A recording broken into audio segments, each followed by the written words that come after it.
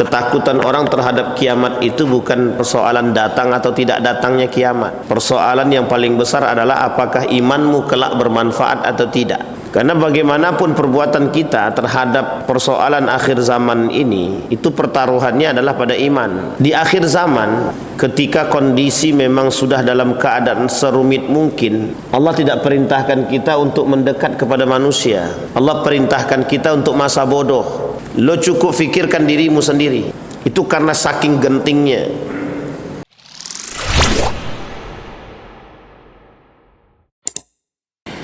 Bagaimana kabarnya Bapak Ibu? Sehat Bapak Ibu?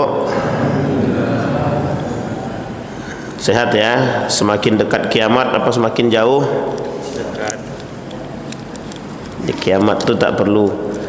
Kiamat itu pasti datang dan tidak perlu berlebihan, karena tidak, kiamat itu bagaimanapun dia tak akan berubah.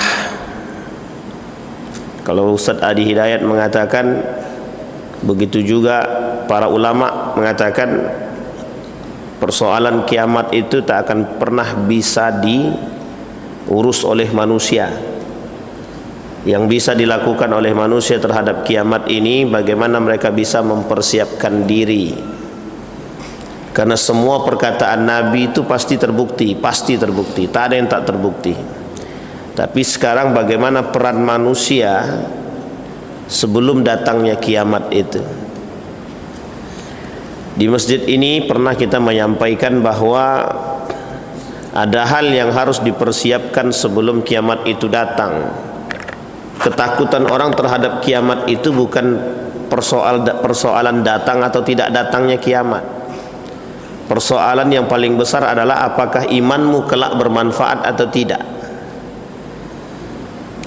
Jadi semua tanda-tanda kiamat yang disampaikan oleh baginda Nabi di dalam hadisnya, begitu juga di dalam hadis yang dhaif ataupun hadis yang hasan ataupun sahih, itu bukan persoalan kedatangan kiamatnya. Persoalannya iman Anda bermanfaat atau tidak bermanfaat. Karena bagaimanapun perbuatan kita terhadap persoalan akhir zaman ini, itu pertaruhannya adalah pada iman. Di akhir zaman, ketika kondisi memang sudah dalam keadaan serumit mungkin, Allah tidak perintahkan kita untuk mendekat kepada manusia. Allah perintahkan kita untuk masa bodoh. Jadi kalau kita nanti hidup sudah sampai pada titik akhir zaman, dunia penuh dengan kehancuran dan fitnah itu, Allah itu dalam hadis Nabi itu memerintahkan kita untuk masa bodoh. Lo cukup fikirkan dirimu sendiri. Itu karena saking gentingnya. Kenapa demikian? Karena ketika itu, ketika matahari terbit dari barat, itu sudah tak ada manfaat iman. Orang-orang beriman itu tidak ada gunanya. Imannya tidak ada manfaatnya. Bahkan setiap ibadah yang mereka lakukan tidak terhitung sebagai iman. Maka mumpung masih jauh kiamat ini, jauh dalam arti kata ketidaktahuan kita terhadap kedatangan pasti kiamat tersebut. Makanya Nabi ketika ditanya, hadisnya sahih dan paling kuat itu, ketika ditanya tentang kiamat, Nabi jawab, yang ditanya tidak lebih tahu daripada yang bertanya. Wa mal mas'ul bi'a'lami minas sa'il. Seorang yang ditanya ini tidak lebih tahu daripada yang bertanya. Ada satu hal persoalan kita sekarang, ketakutan kita terhadap hari kiamat justru sebenarnya tidak boleh mematikan motivasi. Memang pada saat yang sama ketika Nabi menceritakan tentang persoalan kiamat ini, para sahabat melakukan hal yang serupa. Sahabat bilang sama Nabi, kira-kira bisa tidak kami didoakan untuk dimatikan? Ya Rasulullah, doakan kami agar Allah mematikan kami dengan cepat. biar kami tidak terjebak dalam fitnah atau tidak masuk dalam persoalan yang kami khawatirkan. Jadi Bapak Ibu, para sahabat ketika itu berlomba-lomba mau mati itu bukan karena, mohon maaf, bukan karena mereka ingin disebut sebagai pahlawan, bukan.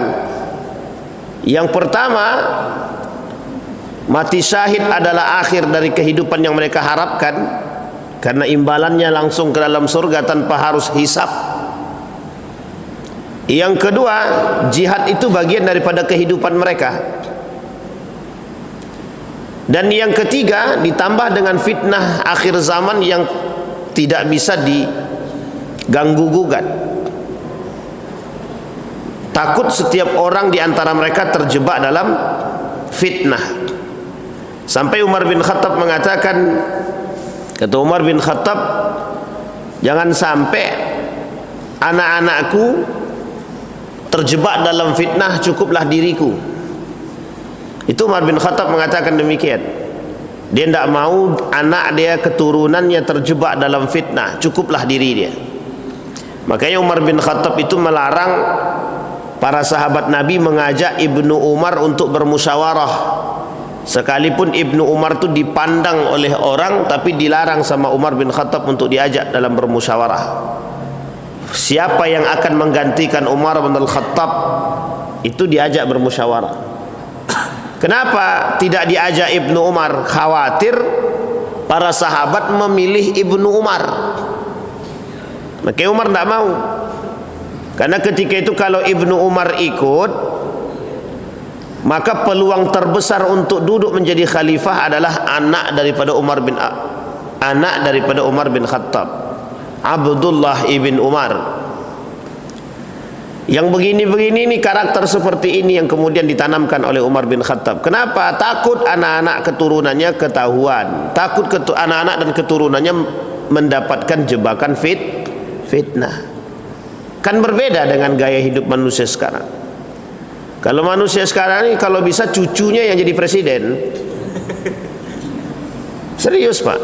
Kalau bisa cicit. Kalau tak bisa cicit, di bawah cicit itu apa lagi namanya itu? Cucut. Jadi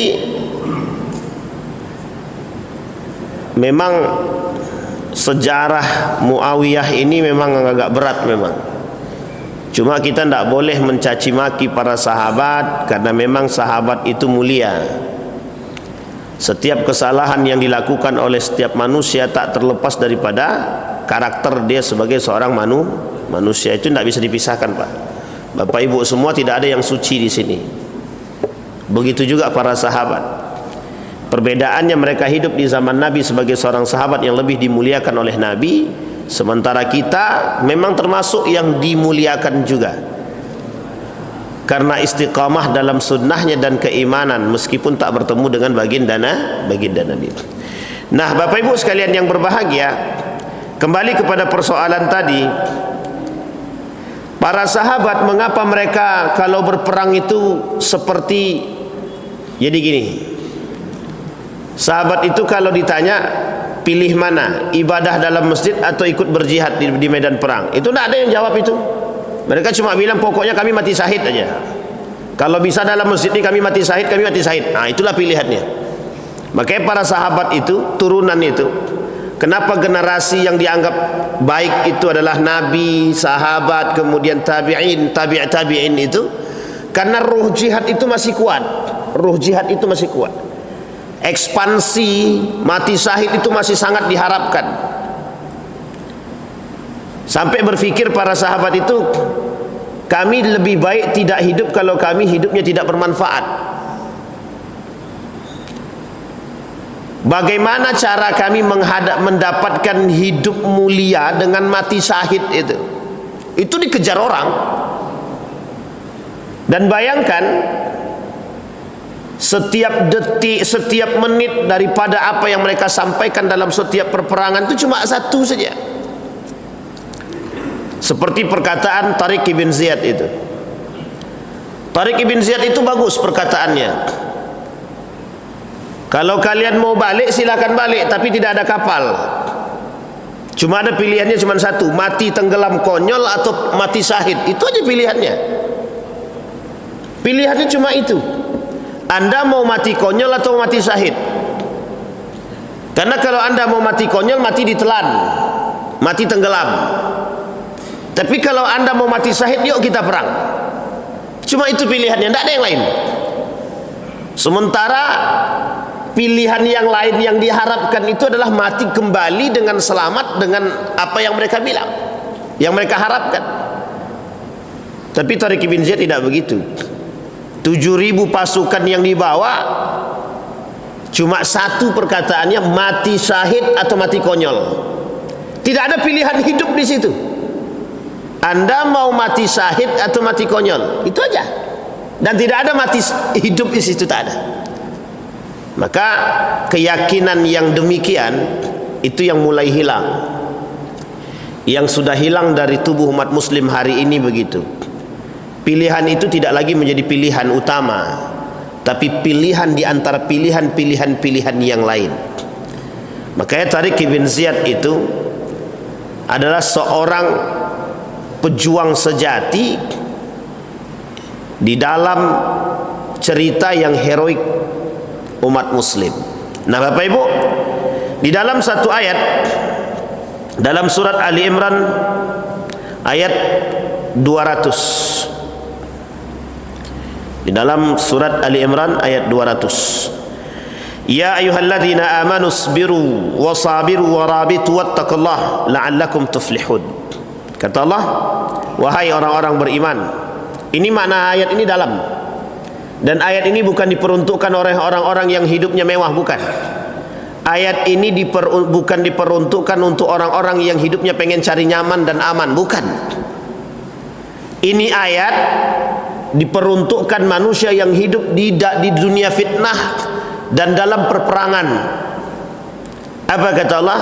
Ya ayyuhalladzina amanu, hai orang-orang beriman, isbiru, sabarlah, wasabiru, dan ajak orang-orang untuk bersabar, warabitu, ikat, kuatkan, wattaqullah, bertakwalah pada Allah, la'allakum tuflihun, sesungguhnya kemenangan itu untuk kalian, kebahagiaan itu pasti akan datang.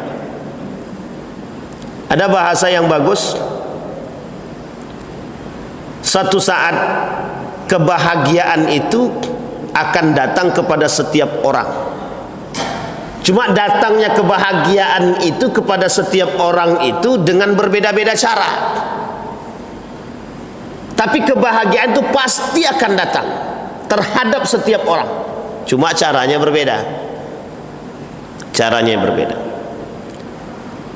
Maka Bapak Ibu sekalian yang berbahagia, kata Allah, isbiru, sabarlah, wasabiru, dan ajak orang-orang bersabar, sebarkan kesabaran tersebut, tebarkan.